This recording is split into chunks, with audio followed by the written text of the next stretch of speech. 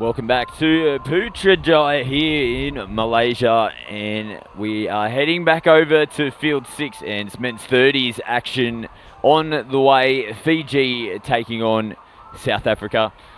And you might have just seen in the footage before this match started, we did have a moment's silence, teams coming together. Unfortunately, we had sad news from the Fijian team. Their men's open coach, who was unwell prior to the tournament, was unfortunately not able to head over to the tournament, passed away last night. And we send our sincere condolences out to the family and to all of our Fijian friends here in attendance and back at home. Our thoughts are with you. But it's 30s action, and I think South Africa have gotten underway perfectly here on the first set. Yeah, they've scored. That was a really nice short ball. Link coming in and opening touchdown to South Africa. So they'll be really happy with that opening to this match. So the 30s, the South African side, this is game number 3 for the two teams. And South Africa, they had a loss in their first match against Australia. 13-1 they went down. They won their second one against France, 7-3. And Fiji, 2 losses for them, a 5-2 loss against Japan and a 7-1 loss against England.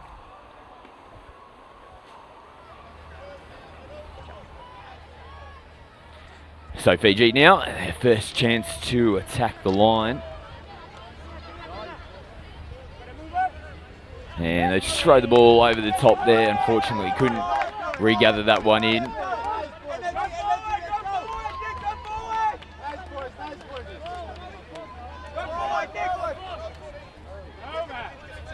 So for South Africa, they're looking a little bit expansive as well. Now there's some decent contact in the ruck there. And the referee's actually going to give the penalty to South Africa. It might have even been a foot in the ruck.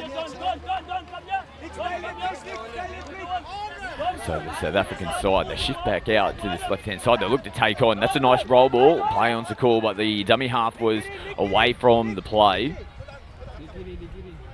Nice little wrap play here. They're looking impressive and quick here. Nice short ball. The touch is being called. Yeah, the referee's going to move into a position here to blow the penalty. Touch and pass is the call, but yeah, it's been a nice, impressive start here from South Africa. They're showing their intentions early. The speed in which they're playing and the ball movement has been impressive. But Fiji, let's see what they've got. This is only the second possession of the football for them. No doubt have plenty of attacking flair from the Fijian sides that I've seen so far through the tournament. They just like to throw the football around and get advantage getting up the field by recycling the football. They come into the middle now. Yeah, it was 6 touch, so they might have just lost count of the touch count there, I should say. But look at the transition here from South Africa. Their ruck speed extremely impressive. As the substitutions come on, but that's a good touch. They're going to have to go back to the mark now.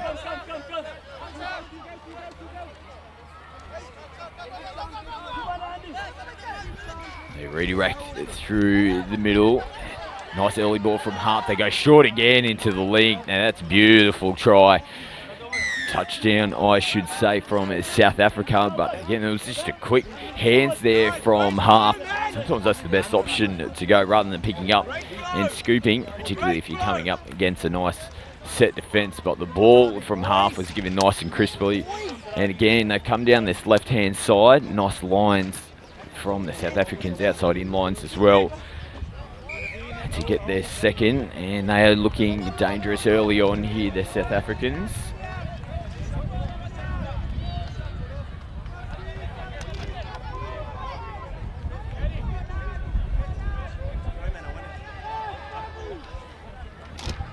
Shift back into the middle of the field now. They'll drive in, they look for the sweep play. The sweep does come around. Now they might have created numbers, but they go the low dive instead. There's going to be a penalty. A number of players being identified from the referee as not moving forward. So as mentioned, this is the third match for these men's 30s players.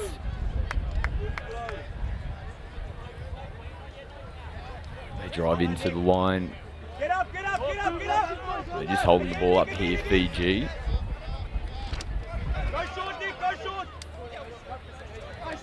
Still dancing around, how they'll look to shift the ball.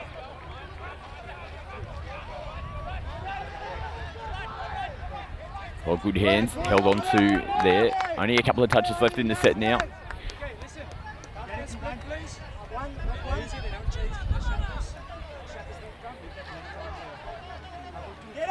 Get up!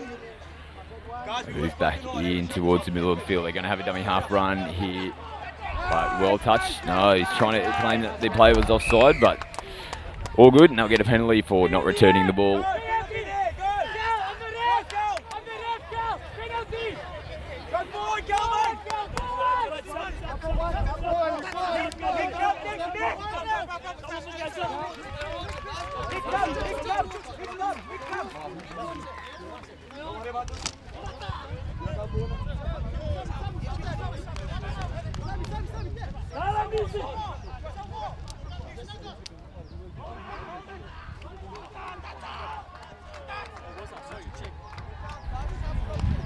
And we are back here for the men's 30s game, and we're just getting a special guest to come into the commentary box.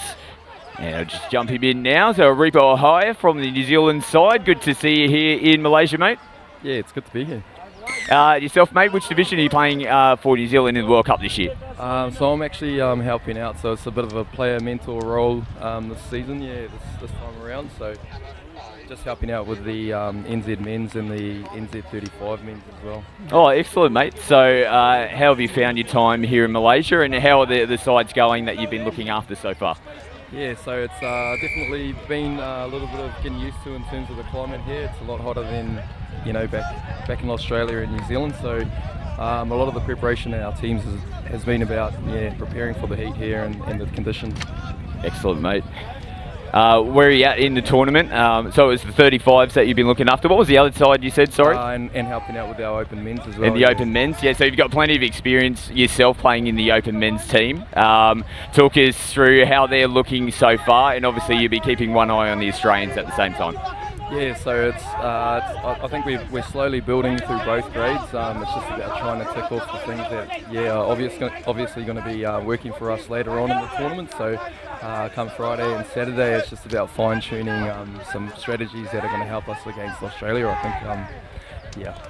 And how have the boys looked so far? It was only the first day of the competition yesterday, but talk us through the matches that the New Zealand Men's Open side have had so far. Yeah, so the first game was against Philippines, and that was actually a really good game for the boys. They got up in that game, but it was actually quite close. I think it finished at 10-4 with a very good Philippine team here. A lot of players based in Australia, so they had a lot of touch experience, and they've obviously brought that over here to the World Cup. Yeah, and talk us through some of the other countries, like you mentioned that you did play against the Philippines in that match, but it's been really good to see the progression of some of the other developing countries, particularly even just over the last 4 years since the last World Cup in Coffs Harbour. Yeah, so we're definitely seeing that gap that was present, I guess, on past World Cups. It's getting a lot closer now, so there's a lot more teams to be looking out for. So the developing nations have obviously done a lot of work over that time, and the gap between those nations is definitely getting lesser and lesser. So the games are getting harder through the round. And just aside from the World Cup as well, for viewers that are tuning in across the world, there's been a big development in Australia and New Zealand in terms of the NRL Touch Football Premiership, linking up with the NRL Rugby League competition in Australia and New Zealand. And for the first time, well, this is only the second year of the competition, but the New Zealand Warriors have entered the competition as well. It must be a big moment for touch football in New Zealand. Yeah, there's definitely a lot of excitement back in New Zealand, moving forward with the NRL, with the introduction of the NRL, and obviously seeing the Warriors being included there. So there's a lot of people back home looking forward to seeing the Warriors play, and it's a chance for us to go head to head with Australians a little bit more often now. Instead of just waiting around for Trans-Tasmans, we get a little bit more clashes throughout the year now. So it's really exciting back home in New Zealand, yeah. Excellent. I really appreciate you jumping in the commentary box for this one. All the best for the rest of the tournament, and we'll be wishing the Kiwis all the luck, and hopefully we might see them on our finals today against the Aussies again. Thank you very much. Thanks for having me.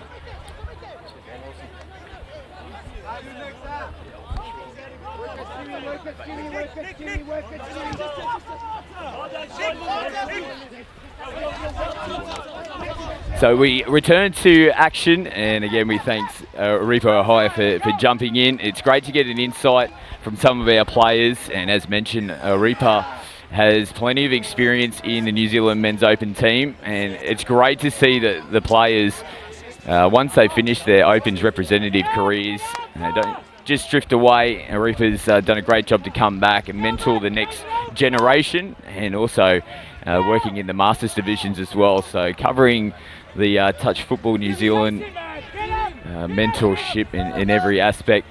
And Adam Collins is joining me back in the commentary box, and he's also got a special guest for us. Yeah, g'day Scotty, it's great to be back with you here as we see Fiji and South Africa here in the men's 30s. I've got Labib Levy with me here. He's from South Africa. He's a member of the Fit Coaching Commission, but he's also the development director from South Africa, and he tells me that there's quite a few players here that have come through the development system. Yep. They're actually involved with the Junior World Cups in 2005. Yeah, we've had quite a few, and it actually only struck me properly now that when I look on the six that was on the field, there were actually many of them were actually in Australia, in the Gold Coast in 2005, and they've gone through our men's open system, and they've obviously gone through the system, and they're playing over 30s now, which is great. And the boys have been really putting on a great display here in this game against Fiji. Talk us through some of those players that you think will have an impact in this division. Yeah, well, they've developed their play, so they're looking at. We also have different names to you guys down under, but we're playing a lot of rap plays of the line and second phase plays, getting good policies on in terms of subbing. In this match, for instance, we'll see how they defend. He'll pull a bit. Got it covered, wing, got it. Trying to see, there we have the turnover. They'll probably make their way to the sub box now. So number 16 there, the acting half, Nick, he's been around a while. Oh, he's been around, probably more than around. But he's a great player. Actually comes of our beach circuit. We've got a big beach one-touch culture in South Africa, and he's come to that system. And he's a great athlete and a great player. Yeah, great skill development in South Africa through that one-touch beach touch tournament you talk about as we see them go on a raid down the right-hand side. There's Aiken taking the, wasn't able to get control, or he did, but the sweeping defence from the Fijians take away the opportunity there. But we saw great speed from Aiken. He is a man to watch. Yeah, he is. I'm not sure if it was Aiken, it was probably Tians, but probably have a first and last have a go power play. And acting half goes. And there's some nice skills once again. The pass out, but the referees have found an infringement there. Looks like we might have had a forward pass called. Yes, forward pass. Forward pass. So who are some other individual players that we might keep an eye on out there, Labib? I think probably a better player is number 6, Adnan Osman. You'll see every time he comes on, they're probably just using him on attack, and he's their main strike player.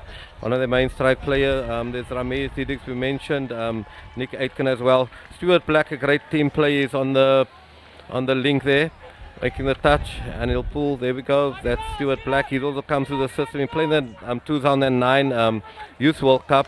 Good action there, getting some go for it, and they'll try to recycle some nice plays onto the field. Now, how many teams have you brought with you from South Africa for this tournament, Labib? We've brought 7. We brought 7. 7 teams to the tournament. 6 came to the Youth World Cup, but we brought 7 to the tournament, which was all the open team grades. Over 27 women, over 30s, yeah, and over 45. There's Adnan Osman, and he'll have a go. And nice. Hey, hot stepper. Here comes the hot stepper. You talk about him earlier on. A nice left foot step. Lovely by Nani straight terug. Yeah, he really moved the defence there. Yeah, fantastic play. So you brought 7 teams. As you know, I've had a bit of history with the South African teams. No, I'd like to take the opportunity to inform the listeners or readers about your magnificent input in our development. You were there right at the teething stages at 95 World Cup as well as 2003 Japan. And we can only thank you, Adam, for your involvement in South Africa. And part of this is, when I see them play, it's part of you. Oh, it was an absolute pleasure to be involved. But that 95 World Cup in Hawaii, the boys came over and never played. What were our goals there? Never played 6 touches before. They were used to that one-touch culture we talked about. but they were there to win the World Cup, the boys, and they had a Yeah. baptism of fire. But it's awesome to see the development that's taken place as we see Fiji there having a crack at the Having a defensive crack. line of the South African team, but not able to get across on that occasion. You've certainly come a long way as a nation on the Yeah. touch football field, Yeah. and we're looking forward to some great play from all of your South African teams. Thanks, man. You yourself are playing in the men's 45s, and 2 of those players were from that 95 World Cup. So Yeah. let's hope that they've learned a little bit since then. They've learned a lot, and we obviously developing and building annually. Especially on our junior structures, like we've moved down to under 15 divisions in our nationals, having 60 teams at junior nationals, and we've since last year we've fiddling around with under 13 and 11. That's awesome. And You see another enterprising play from the South Africans, a flick over the top of their head, but again the referees call that one forward. Some nice skills demonstrated here, silky skills of the South Africans. I love watching the way they play, and of course the Fijians all with that rugby background as well. So the sevens background. yeah, some beautiful Similar skills on display here for touch football at the World Cup. But Labib, your men's and women's opens, how are they travelling in the tournament so far? They've been going well. Obviously, coaches always, you can never there's never a perfect game for the coach. The men's opens currently undefeated for after 2 days of just and they had a good game yesterday against Samoa, which is a very good outfit. But they managed to pull that one through. Obviously, with the two pool system, it brings a bit of difference because it's like basically pool of death. So they have to win those games in order to come one or two. But they've done well. The women's had one loss yesterday against Japan, which put them under a bit of pressure. But hopefully they bounce back and do what they need to do. Our mixed team struggled on day one, but they put 2 good wins yesterday, and hopefully today they can do the same. There's another great dive in. I can't really see from this distance. Yeah, another left foot step there and the quick dive. So Labib, thanks very much for joining us in commentary. It's been a pleasure having you thanks here. a lot, Adam, and good luck for the rest of the tournament. It's been fantastic. Venue's great, and thanks for the organisation and for you guys. Yeah, likewise. Good luck to you and the rest of your contingent as you make your way through the championships. Thanks, Adam. Thank you. So we return back to action, and we really thank our special guest coming in to have a chat to us during this match. It's one of the great aspects of the World Cup, just to hear the backstories of some of our nations, what it takes to get here and how they're going through the tournament. That was a really good chat, Adam. Yeah, well, Labib has had a massive impact on the game in South Africa. As you heard from the accent, he's one of the coloured players from the Eastern Cape, so down in the lower part of South Africa. He's learned a lot of touch and developed the game from both New Zealand and Australia, and has been one of the real driving forces for touch football in South Africa. So it was great to have Labib join us here today, Scotty.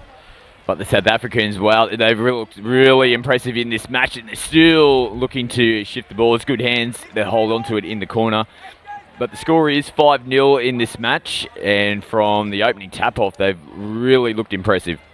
Yeah, they've come here to do a job, the South Africans. They really see themselves, they want to take home the bronze medal in most divisions. They are realistic to think that the Australians and the Kiwis are probably top of them at the moment, but they are really pushing hard to knock off the big two, as are a lot of the other countries. I guess they see their main opposition in most divisions to be England or Japan, as we heard. And Fiji get across the line to open their account. So that was another beautiful dive under the despairing touch of the South Africans, who claimed it, but the referee was on the spot and said, "You might have got him, son, but the ball was down first." Yeah, the ball was well and truly down, and that was good speed coming onto the ball. Nice right foot step as well. Gets down low, and opening touchdown for Fiji. So good on the Fijians. And they'd be right. They've been on the back foot for the majority of the match, but they come down the other end of the field and they get their first touchdown. If there's anything we know about the Fijians, it's that they have absolutely great spirit. These boys have been in the system in Fiji for quite a while. There's a little bit of international experience in this team as well. And they have that rugby background that so do the South Africans have. So the skills that they have displayed have been fantastic. The weather probably suits them a little bit, but the speed here of the South African team has really put them early on the back foot. They haven't taken the foot off the accelerator for the whole first half. As we do get down, we're under 30 seconds to go, but they're still running here. They go that short ball option, and it's worked for them on a number of occasions. It works for them here again. Good to see. We've actually made comment on that quite a few times. A lot of teams love to throw that big long bomb, but it's just that short link ball that works more often than not. Yeah, it's about making those choices, Scotty. We've talked about it on that occasion. The man with the ball was good enough to have a look, size up his options, and he took the best one on that occasion. You hear the hooter go in the background, so that is half time. We'll go back to Scotty for a score rundown, but South Africa comfortably lead this match over Fiji. Yeah, 6-1 is the score on the scoreboard here in this men's 30s game. We're out on field 6, South Africa. They're looking comfortable at the moment. We'll be back with your second half in the men's 30s very shortly.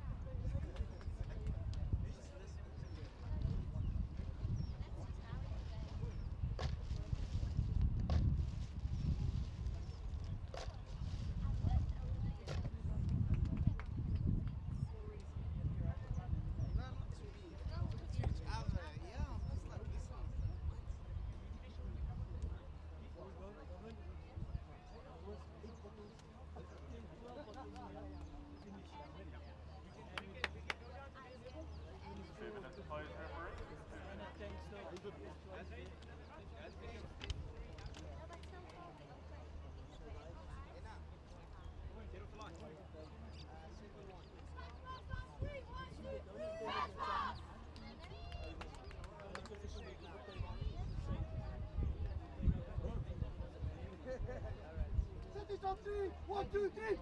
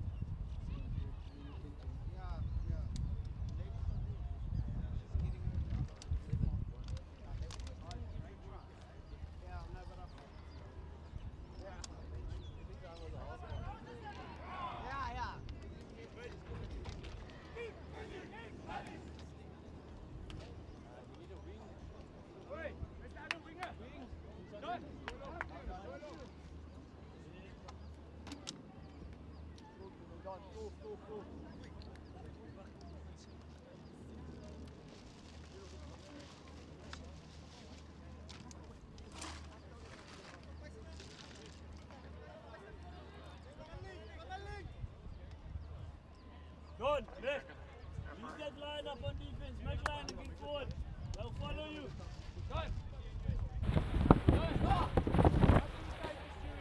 Welcome back to Putrajaya. Field 6 in the men's 30s. It's Fiji and South Africa. South Africa in real control of this match. It's 6-1 on your scoreboard currently, as the hooter is about to sound in the background to get the second half underway, and it is Fiji that have the tap off. They're running from right to left on your screens. This is a good start here from Fiji. Oh, I think we might have just been looking to switch in there. And they're just out on the right-hand side of the field. And they look to bring it back into the middle now. They dish the ball off. They've got sweepers coming around the back. The ball's hit the deck. What's the referee going to say here? I think it's just going to get the boys to replay the ball. Yeah, referees have been pretty lenient on that one, Scotty. I guess back home in Australia, we would have seen that one ball away 9 times out of 10, but the referee saying that one just might have been kicked away or just lost of possession. So we'll play on as we see South Africa bring it straight back into the attack. Very direct play right up through the middle there. Nice drives. The transitional speed from the South Africans has been impressive right throughout the tournament. In this match specifically, really getting in the face of the Fijians, pushing them back in defence. It's a handy attacking position here. They've been dangerous this far out. There's a nice little right foot. Doesn't get the ball away in time. There's the final touch for the Fijians. Just we mentioned it before the game about the sad passing of the men's opens coach from Fiji. He may have only been coaching the one team, but he's had a massive impact on the game in Fiji, and we wish all of the Fijians and their supporters our sincere condolences at the passing of Mr. Jack Sundet, who was had a massive influence on the game in Fiji. So to family and friends of Mr. Sunday, we wish you our sincere condolences as we see the Fijian boys go on the attack. Ball flicked back over the top, gets away on that occasion, but that's the flair that they're known for in the Fiji Rugby 7 circuit, brought to you here in Putrajaya. Yeah, that's what we love to see every time they step onto the field, the Fijians. You know, you'll get a little something special, and almost came off for them there. It was floated up quite nicely. Almost gave him enough time to run onto the ball as the Fijian side. They get the ball back here. Yeah, little hand over there. The South Africans wouldn't be happy about that. That's a cheap turnover. You never want to give them away, especially coming off your own line. Handy field position here for the Fijians.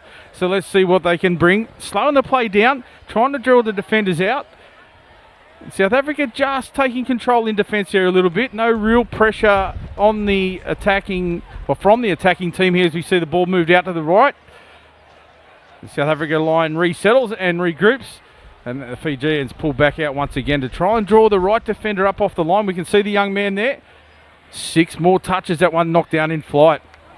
Yeah, just getting the hands on the football there. Ramiz Diedericks. So 6 more for the Fijian side. He did get a touchdown on the board before the halftime break. See if they can get their second. They're down by 5 at the moment. He's very willing, young Ramiz Diedericks, the number 4 for South Africa. He's only a little man, but he's very busy up out of the line there, getting in between like a little halfback in rugby, always sniping around the boots of the big men and putting lots of pressure on the Fijians. Yeah, it's a sloppy roll ball there, unfortunately, so they turn the ball over. Now, South Africa will come out of their end. This has been one of the highlights of their game so far in the match, as a penalty here is given to them. But their ruck speed and transition coming out of their end of the field has been really impressive. Yeah, it certainly has, and we see Aiken there. We talked about him earlier on, Nick Aiken with the white visor. That's one of his traits. He loves to play in a visor. As we see, he sweeps around, but they go back the other way. So now they have a full back line, I guess, aligned out pretty deep. Lots of movement being called back inside. Aiken acting half. He's quick. Right footstep. Nice long ball. There's a man in the corner diving. Referees are on the spot. They'll have a little conference. Did he get the ball down in time? I'll say he did. The referee says he did. So that's another touchdown. Beautiful hands from that man, Aiken, to find the man out wide. And we see the diving touchdown by Zahia Hyland scoring for the South Africans. Yeah, it was a really good effort from Neil Singh to try to make that touch in the corner. It was a lot closer than what I think It might have been, but the ball was down on the ground first, no question about that. And another touchdown there to South Africa. 7-1 is the score. Yeah, they'll be happy with that, but they won't take the foot off the pedal. And as we can see here, Fiji certainly aren't resting on their laurels either. They want to bring the game to the South Africans. It's a fairly tightly contested division, this one. And they'll be really having a crack, both of these teams, looking for those medals and putting pressure on the Aussies. We see an intercept taken off the line. Can he go the length? Great cover coming across. Good speed from the Fijians, but there's support player now. The Fijian defender turns around and recovers. That's an awesome chase. Saverio Bete Sagari there for the Fijians. Awesome chase. We see now the ball spread out to the right. There's Aiken with his own speed, and the South Africans too strong, too fast, too many of them on that occasion. The Fijian defence, that was awesome, but they just weren't able to recover in time to get all the way back over to the other side of the field. Oh, we just got to make mention of the speed and the chase there from Bede Sagari. To peep off the initial intercept taker there, and they managed to get the ball away. He still turned around and chased him down with quite ease as well, but unfortunately they just couldn't recover. As soon as they rolled the ball, they had massive overlap back on the right hand side. They shifted it out there, and it was an easy stroll over try in the end. And they probably found the one man they didn't want to have the ball in their hand in Aiken. He is the speed man, or one of the speed men for the South Africans, but that defence was impressive from Bete Sagari. That'll be one to remember. Yeah, when you're down by a few as well, hot conditions. They're on the attack now, Scotty. Sorry to interrupt. No, yeah, I was just going to say, when it's hot conditions and everything like that, he had every right just to let him stroll away down the end of the field, didn't he? But that just shows the commitment, the pride in the jersey. And I think he probably knew he had speed in the tank, so he's just wound up the cogs and chased it down. It was a great effort. Yeah, back over the halfway line now, but loss of possession there. Yeah, that was just a sloppy roll ball. A little bit of that starting to creep in again. The temperature heating up here. We're approaching 11 o'clock, and that is the time that we've sort of factored in for the hot weather policy. We are right on the limit at the moment. Still playing 20-minute halves, but if the temperature creeps up around, well, probably 1 or 2 degrees more now, we'll probably look at going into the quarter breaks where we have a drink after 10 minutes. So yeah, we're always monitoring the weather conditions over here. We're taking into account, obviously, the high humidity, and at this stage, the guys out here are running on a pretty low tank. Fiji, they're attacking the line again here, but the speed of their play has just been taken out a little bit. This might be the 5th touch. Yeah, it was. So you could just see the referee put his hand up in the air. So they lost their way a little bit, Fiji, but South Africa, they're straight back onto the attack. Yeah, their transition from defence into attack has been impressive, the South Africans, and we see them right up to the halfway line again after only 2 touches. So there's Aiken in the middle with the ball once again. Searching left, goes back to the right now. They'll resettle, regroup. We see lots of ball movement from the South Africans, and that is certainly one aspect of their play that they are hoping to assert their dominance with. Back on the attack here. They come through the middle of the ruck. There's a hand there from the Fijians. And 6 more touches, so alarm bells here for Fiji. There certainly are. The alarm bells are ringing. You can see lots of communication out there. That's one aspect of this game which is very, very important. There's that quick ball off the ground. Very quick delivery from Garrick Fall. The little number 8 with the white visor on there at acting half again.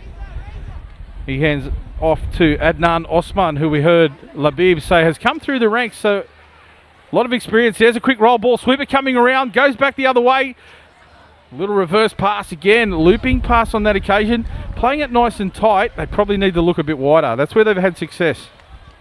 Yeah, look out for Osman here with the ball. Fancy footwork.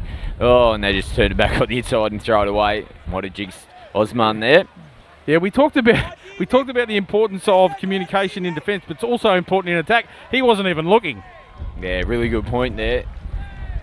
That is one aspect that a lot of coaches put emphasis on, is the communication in defence, but you're 100% right. You need to be talking to your players in attack to know what sort of players or where you need your support.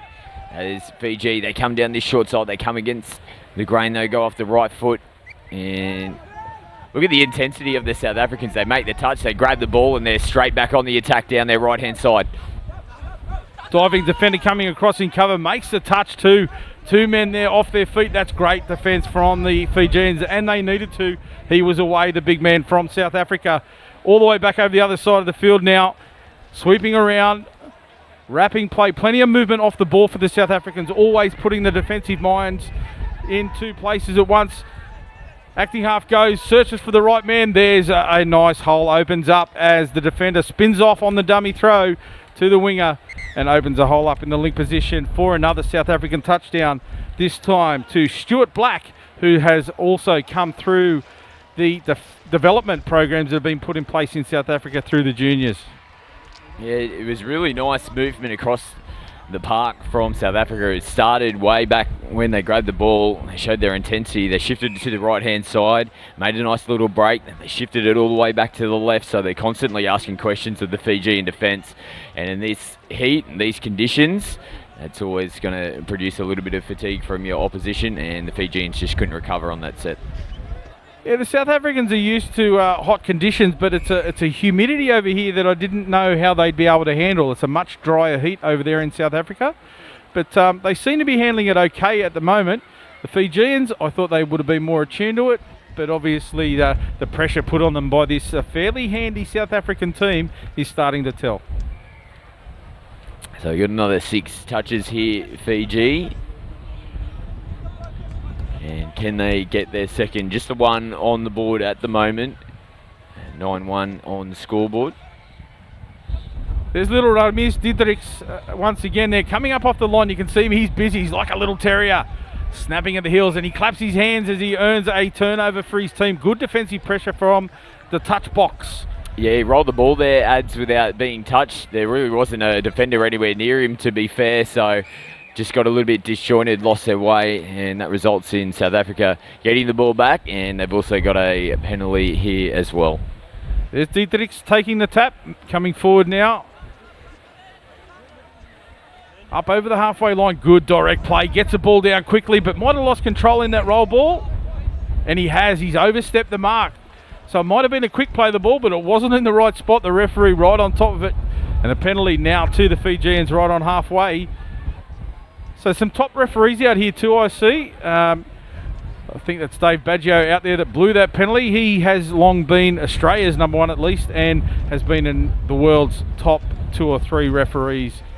So it's great to have him refereeing across all divisions here, and a testimony of the calibre of this match here in the men's 35s.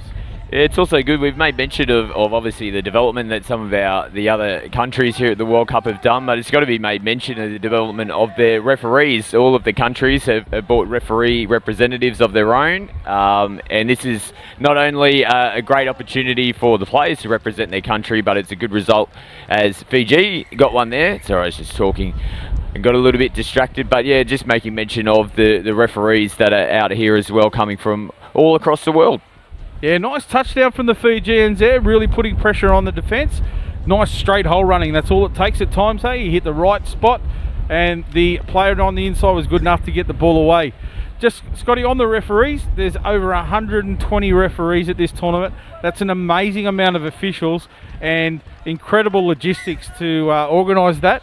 All of the teams are housed in massive marquees, fully air-conditioned, but the referee's tent is impressive. It's the Taj Mahal. It's the biggest thing I've ever seen. I could have had my wedding in that. Fully air-conditioned. The eating room alone, with a fully stocked food supply. As you can imagine, they need plenty of fuel in these conditions.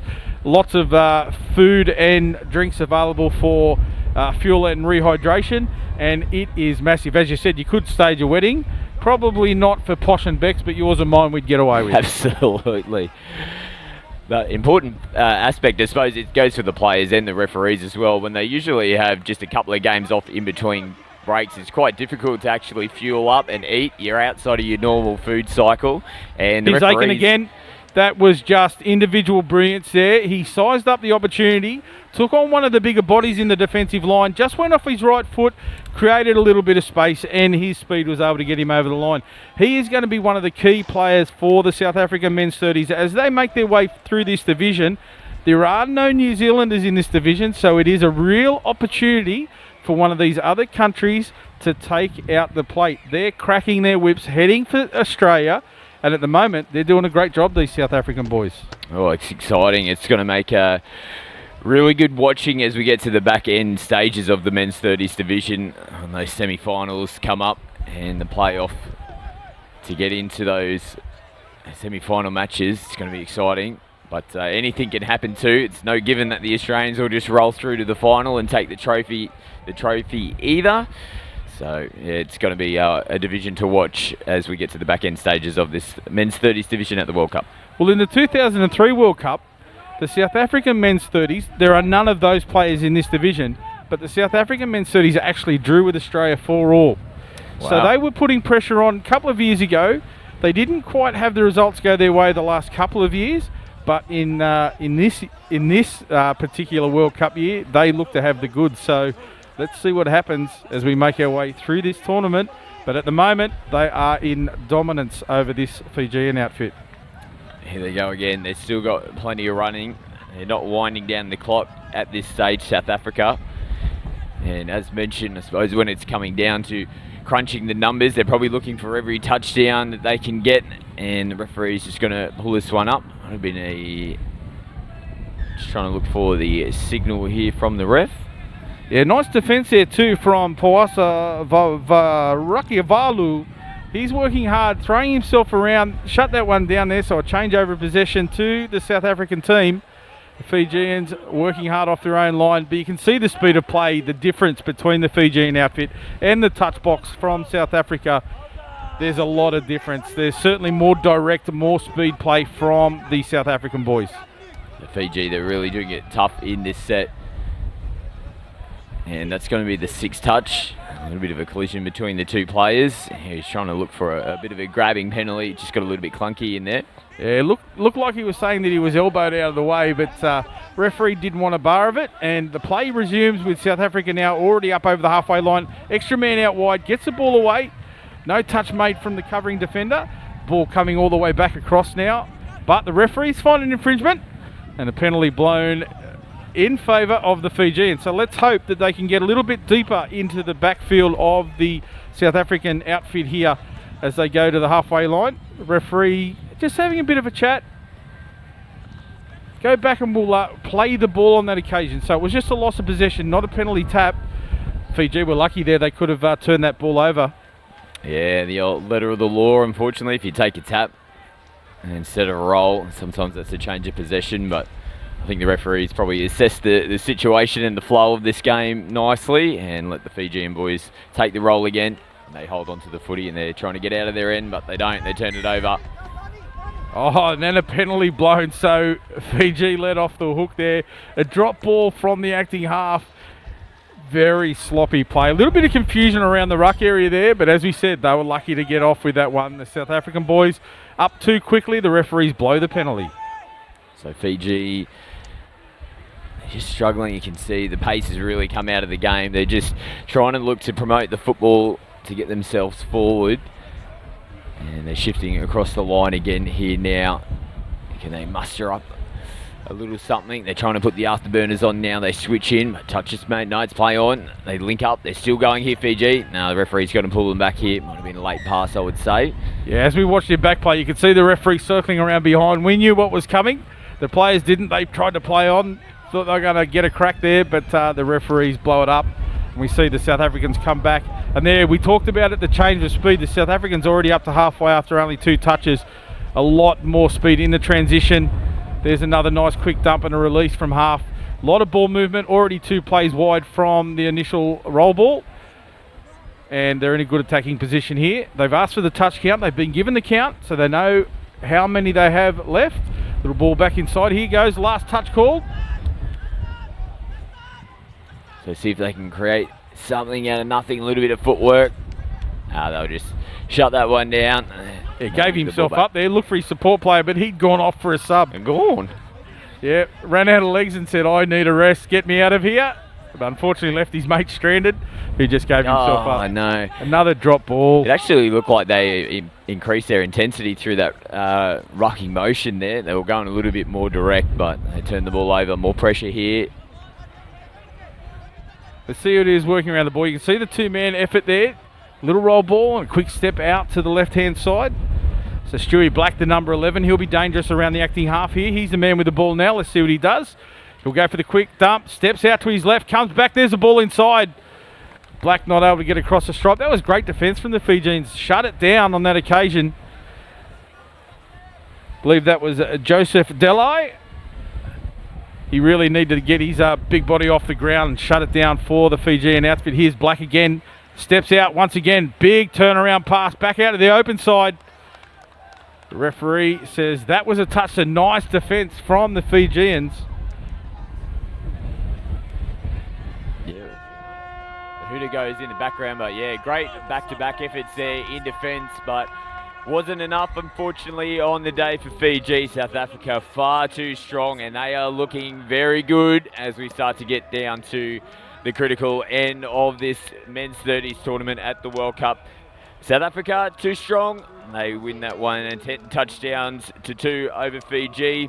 We're going to head back to field 1 for the 11:20 time slot. That's local time here in Malaysia. We'll revert back to the men's open division, and we're going to have South Africa back on the field again, and they'll be taking on Germany.